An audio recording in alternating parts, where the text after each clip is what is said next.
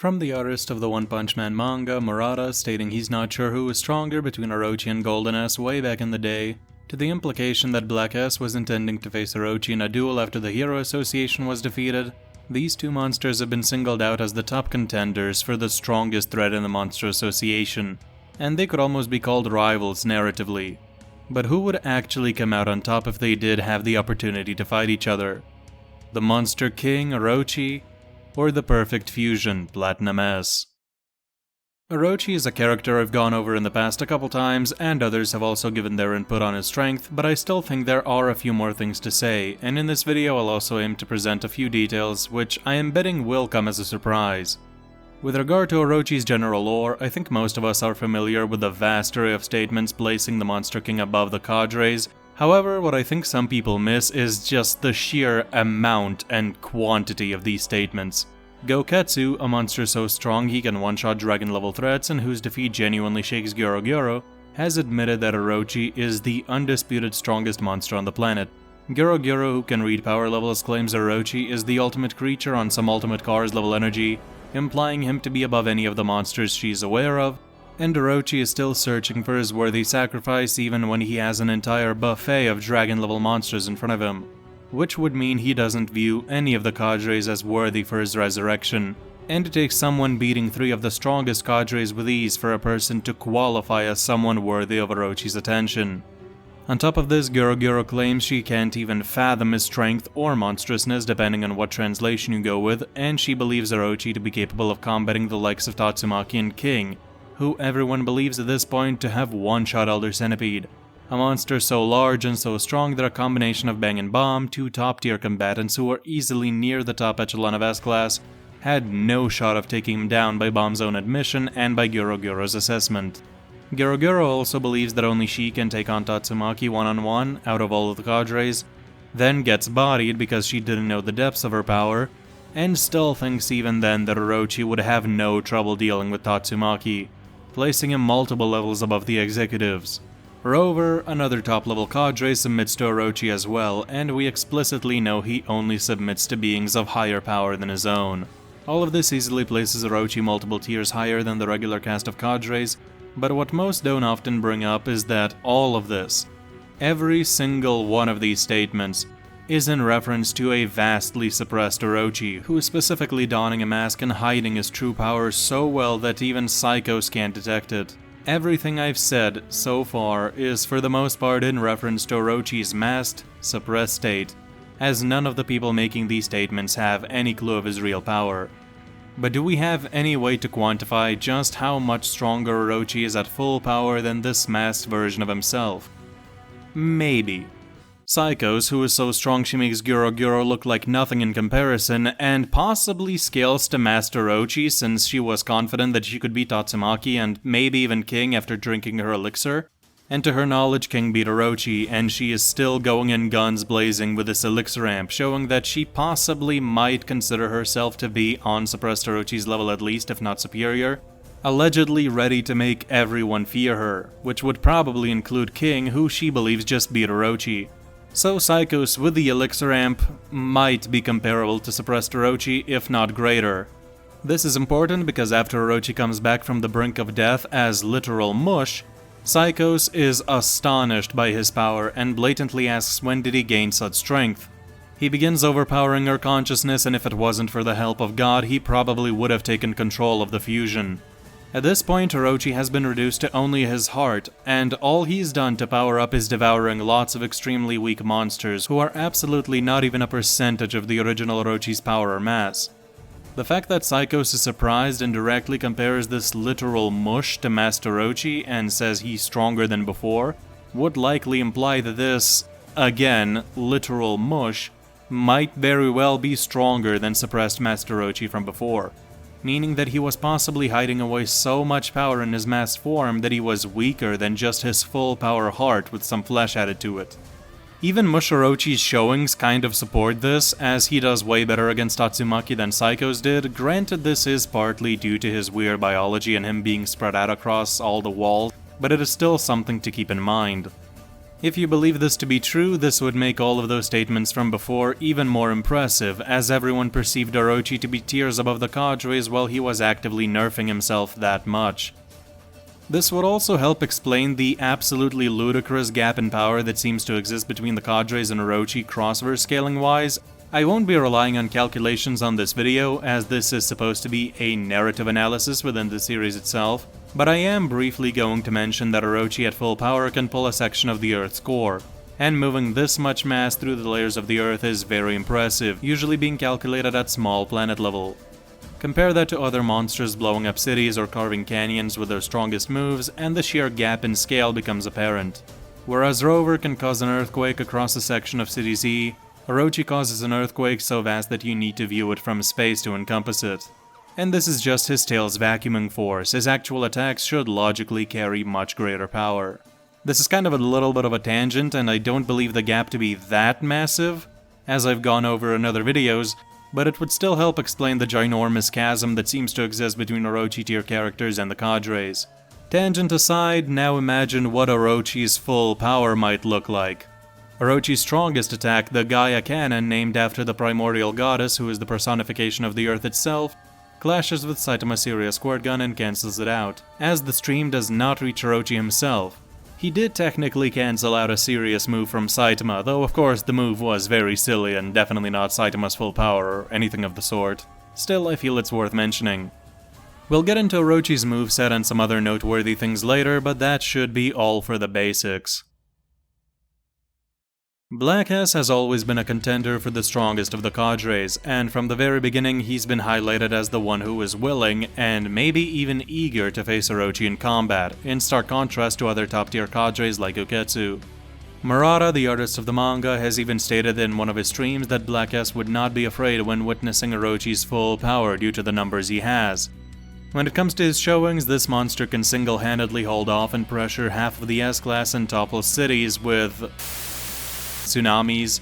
Though, fun fact, this panel actually should be in his mind, as we see cars and people running away, which shouldn't be there at this point since the area is abandoned. I don't know, maybe this was obvious to everyone, but I only noticed it semi-recently. Anyways, the panel does show us what would happen if he split at that point, so it should still count for the sheer scale Black S has at his disposal. However, I think we can all agree that Black S probably wouldn't measure up to the Monster King for various reasons. He is unable to damage the likes of Darkshine no matter how much he splits, by self-admission. With Orochi being much tougher than the big man, Black S would struggle to even inflict a single scratch upon the king, and Orochi has enough scale to burn away entire swarms of Black S cells in a matter of seconds. Orochi is the worst possible matchup for Black S, so I don't think we need to dwell on this particular fight all that much. The one thing I'll say is there is this weird statement by Goro that Black S and Homeless Emperor teaming up could beat anyone, but honestly, I just don't see how these two specifically are meant to even be compatible, considering Homeless Emperor's bombs would blow away swarms of Black S on accident, and Black S does not have the speed nor tankiness to serve as an effective shield for Homeless Emperor as Golden S could. It's really a horrible misuse of these cadres' power to put them in one team with each other. I could see the argument that using Black S cells to occupy a target and maybe pin them down and then sacrifice them for Homeless Emperor's bombs to land could be viable, but Homeless Emperor has not displayed the feats to imply he could damage someone of Tatsumaki's caliber, or Orochi's for that matter. And Black S does not have the power to even slow them down, so I don't see what Psychos was smoking on this one. Golden S is where things start getting interesting, as this merger is capable of no-selling Vomited Fear Ugly's attacks and dunking on him worse than LeBron dunks on the competition. Golden S also one-shots Darkshine, though it is worth mentioning that the big guy was mentally shattered at this point. Regardless of that, the manga makes it very clear who was the superior powerhouse in this scene, with him being meant to outclass Darkshine in pretty much every regard. And lastly, Golden S is able to outspeed Sunblade Atomic Samurai and block his strike, but ultimately gets one of his arms chopped off. This is unfortunately where Golden's scaling ends, however, as we don't really have anything else to go on, and this is only enough to place him at, or even below, the level of the Cadre Big 3. Golden S never really gives the impression that he's going full force on Vomited Ugly, but the best showing we have for him is still just bullying Ugly, with a few strikes and not dealing any lethal damage. I've gone over what I think of Golden S in the past, and really the strongest argument I can put forth for him is that he believes that with the help of other executives he can jump King, who one-shot Elder Centipede to their knowledge. However, Golden S is explicitly wary here and believes he can't fight King one-on-one, and instead he, Black S, Homeless Emperor, and Evil Natural Water, 4 cadres, all have to jump him to stand a chance. Compare that to Orochi seeing the guy who one-shot Elder Centipede and destroyed Goketsu and Rover on top of that, and getting excited to turn him into a sacrifice, and it's pretty clear that there is probably a substantial difference in strength here. So yeah, for now, Golden S I do not think has what it takes to take on Orochi. But now we get to the real meat and potatoes. Platinum S. Platinum S is implied multiple times to be a completely different league compared to Golden S.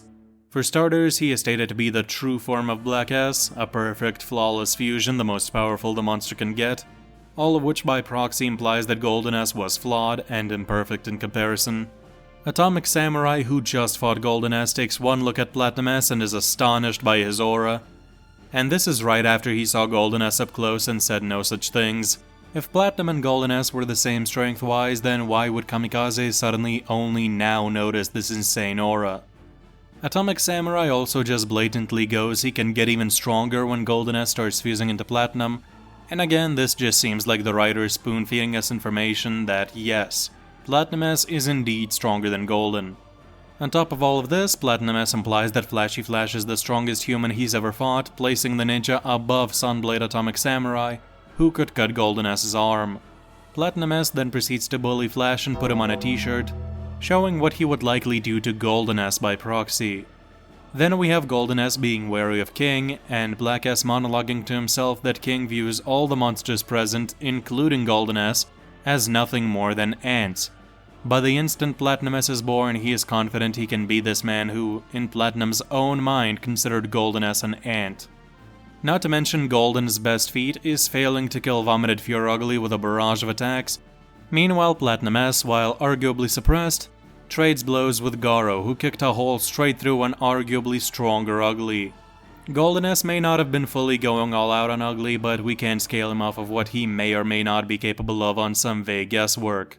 The transformation sequence for Platinum S is also different compared to Golden's. It's hyped up way more, there is cellular imagery going on, Black S is crying. There is also a heavy theme of sacrifice as Platinum S is born, exchanging 54 trillion lives for one ultimate one. Black S even calls Platinum the ultimate combination. Funny enough, Golden S is present in that very same panel. And then, quite ironically, once Platinum S is born, Ian uses some of the same logic that some of the Golden S defenders use, saying the monster has slimmed down, implying it may be weaker.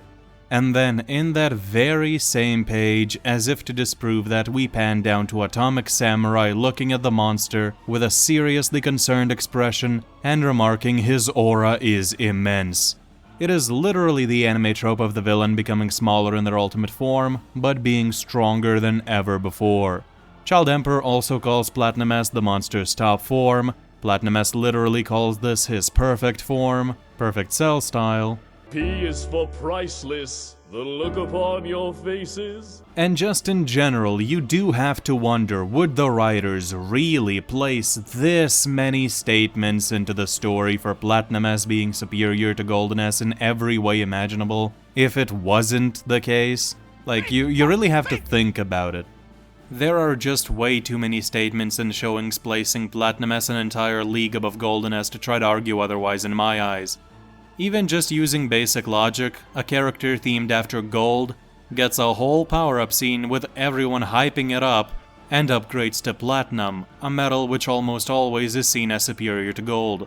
Their names themselves and the sequence in the story both obviously point to platinum being the superior fusion, not some equal with the stats allocated a bit.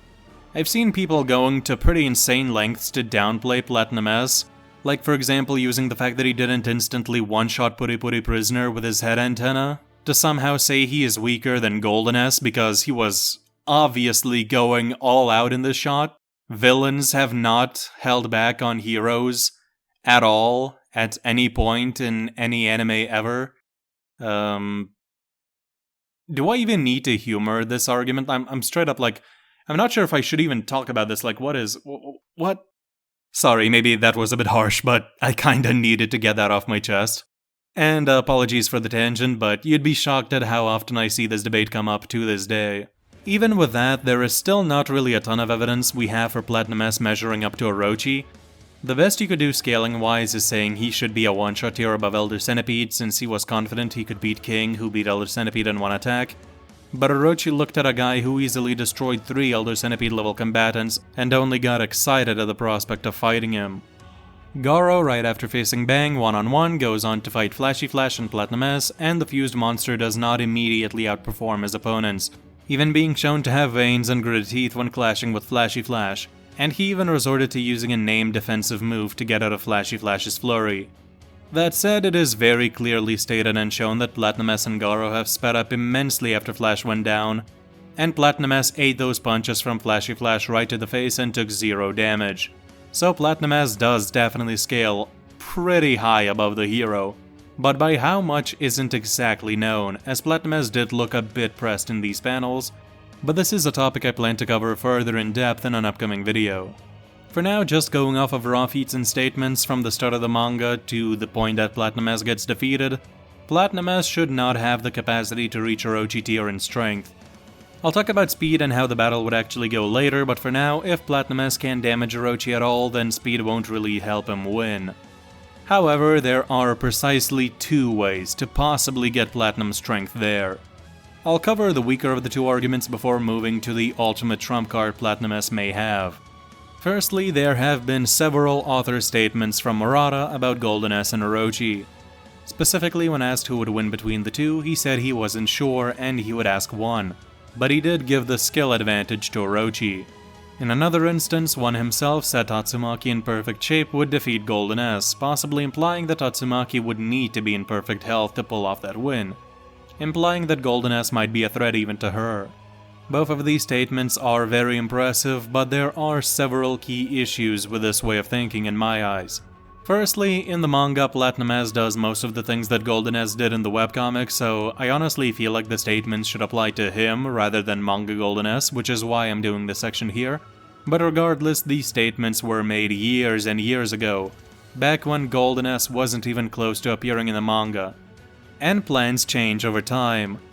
The initial thoughts Murata and one had often do not match up with what the manga ultimately becomes. Case in point, Orochi. Murata said that one told him that Orochi wouldn't get one-shot by Saitama, and that him taking multiple blows should be fine. He also said it is uncertain if Orochi would lose to Tatsumaki, and theorized that Orochi was included specifically to injure and weaken her. Knowing what we know now, Tatsumaki obliterated a goddamned fused version of Orochi, so these statements don't hold up very well. Later, plans seem to change to have Orochi get bullied by all the S-Class working together. This one kind of came through in the manga, but in a very different way, with the S-Class bullying a much weakened version of Orochi. And then things changed from the initial plans once again as Saitama defeated him in one punch and a fusion happened. I think you get the point. And if you take all of these statements as author intention, then Orochi gets way more hype compared to Golden S. Murata was hyping this man almost as hard as I hype Boros in my videos. You may also notice that Murata is often unsure and doesn't know the answer, and he self-admittedly did not know how Orochi would die either. This is because one wasn't telling Murata how he would handle certain things, so Murata's claims of Golden S and Orochi being close also shouldn't be reliable evidence. Also, side note, Murata really wanted to add Orochi using Goketsu's martial arts in the manga. He mentions it multiple times even. I really wish we could have gotten to see that. I think this is a very cool fun fact that I haven't really seen people talk about. All in all, the author's statements at this point shouldn't mean all that much in the current manga. So it all comes down to one thing. The one and only way Platinum S can be argued to even be strong enough to put a dent in Orochi in my eyes is if you believe Sage Centipede to be far superior to Orochi, and if you think Platinum S isn't too far behind Sage in terms of power and durability. Platinum S fights Garo, and at the end of the battle, it takes Garo one blow to crack Platinum's body, and another to finish him off and blow him to pieces. Nothing really implies that in this 5-page sequence Garo would have grown several one-shot tiers stronger or anything of the sort, As again, he and Platinum S clash literally thousands of times on panel, and then Garo managed to crack Platinum's whole body with one blow, and blitz and shatter him with the next. Obviously there is a vast power and speed gap by the end of the fight, but it shouldn't be some insane 1000 times difference or anything of the sort. And then this very same Garo goes on to attack and damage Sage Centipede with a barrage of blows. Now, do keep in mind, it takes Garo 2 blows to completely explode Platinum S, while it takes him at least 7 punches and kicks, yes I counted, to damage the outer shell of Sage's face, which should be the weakest part of his body if he's anything like the other centipedes. There is very clearly a large gap in power here between Sage and Platinum, but if you are of the opinion that Sage Centipede is multiple tiers above Orochi, then Platinum S should have a solid shot of being capable of besting the Monster King. However, if you believe Sage is on a similar level to Orochi, or superior but not by that much, then Platinum S would struggle immensely to damage Orochi. Now, my feelings on the matter of Sage Centipede versus Orochi are quite complicated. Sage is a glitch and he died like a bitch, and I'm glad that he did, cause he shouldn't exist. He came out of nowhere and thought he was him, then he bled in his deathbed, his screams high-pitched. Wow. And best saved for another video, but I will say, if you are going to argue for Platinum S, this is your go-to argument in my eyes. Again, delving into this in depth would require a complete divergence from this video and into a whole other debate, so I am honestly not sure how I should approach this, since I don't want to get too off topic. So instead of giving a definitive conclusion, I am going to give you multiple scenarios. If you believe Sage Centipede is on a similar level to Orochi, or weaker even, then Platinum S can't even scratch Orochi and he would definitely lose. If you believe Sage Centipede is several tiers above Orochi, then Platinum S should easily outmaneuver and beat Orochi to death with his superior speed and probably somewhat comparable power. And finally, the most interesting point, if you believe Sage Centipede to be superior to Orochi but not to an insane extent, then things become really fun, as Platinum S should have the capability to damage Orochi, but it would take him many blows to inflict any critical wounds, and it would come down to each fighter's moveset, which is what we are going to talk about right now. Another YouTuber called Professor Fiction actually discussed a very similar segment with Orochi vs Flashy Flash not too long ago, so I recommend checking out his video after you're done here, since he did this video first and I don't really want to repeat too much of what he said. I also did my best to exclude some of the things he said in his video from this video, so again, if you want to hear different arguments for a similar matchup, I would suggest checking him out. But yeah, I'll try to be as unique as I can.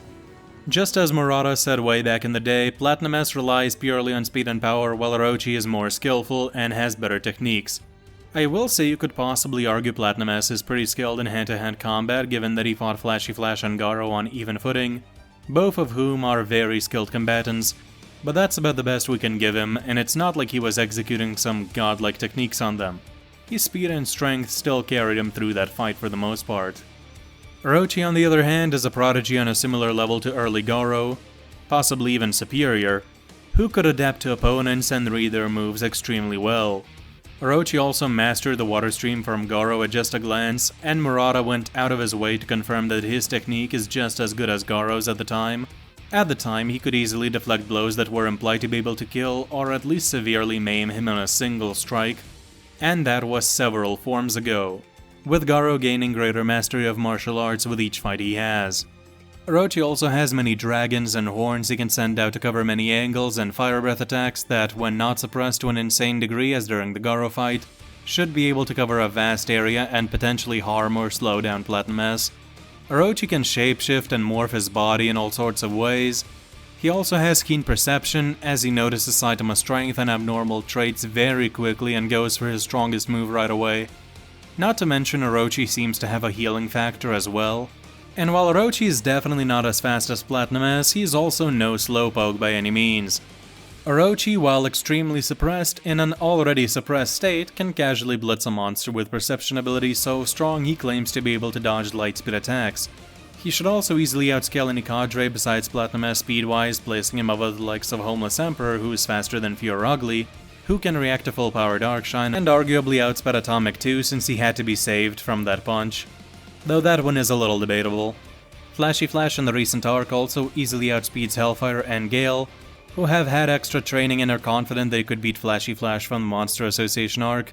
Flash in the Raid arc had a much harder time dealing with weaker versions of these two, and straight up needed to get them both at once, otherwise one of them would have escaped, implying that Flashy Flash couldn't just outright blitz them entirely and needed a strategy to ensure that both ninjas went down, which we do see him execute. This is relevant because current Sonic is pretty relative to this faster Flashy Flash, and Tatsumaki can react to him.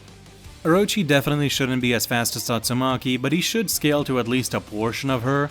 There is also a really memey route he can take with Psychos potentially blitzing Flash, but that is definitely a meme argument. I am not trying to pull that here. All in all, while Platinum S is definitely superior speed-wise and would be landing tons of hits, Orochi shouldn't be completely frozen in time by comparison. He would be able to make observations and perhaps use his many lasers to scorch the sky, or use his morphing to catch Platinum S off guard, utilize the water stream from literally every individual dragon making up his body.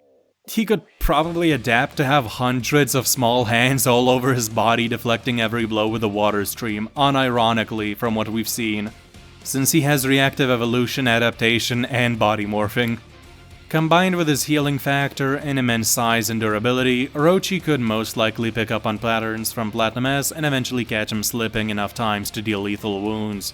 Funny enough, Orochi's ultimate move, the Gaia Cannon, would probably be the one with the lowest chance of success, as Platinum S should be able to dodge it no problem. Unless it scorches the entire Earth's surface or something, but that's probably not how it would work. If you believe Platinum S to be capable of damaging Orochi at all, then the fight certainly wouldn't be easy for the king. Platinum S is still much faster, and he's not a slouch when it comes to intelligence. But ultimately, I do see Orochi winning more times than not due to his insane versatility and skill, on top of his size and power. But once again, depending on your interpretation of Platinum S, he could either be incapable of scratching Orochi at all and lose horribly, or he could pummel him with attacks stronger than the Gaia Cannon and destroy him. To be honest, I really don't see the latter one happening due to Sage scaling, but again, that's a topic for a whole other video. And there you have it, my take on who would take the crown. Initially, I intended this to be a short video, maybe 15 minutes, but as always, I ended up spiraling into a much longer discussion. Sorry if the answer I gave at the end wasn't entirely definitive, but again, it would just turn into a whole other debate, and honestly, part of the beauty of this whole thing is that there are multiple interpretations you can go with, and everyone can pick which one they believe is the right one, or the most likely, or heck, even just the most cool, as ultimately power scaling, to me at least, is meant to be fun at the end of the day. With all that being said, let me know what you think down in the comments below. If you like this sort of stuff, maybe consider subscribing. I've got plenty of videos like this coming in the future. And, with nothing else to say, I wish you a great rest of your day. Goodbye.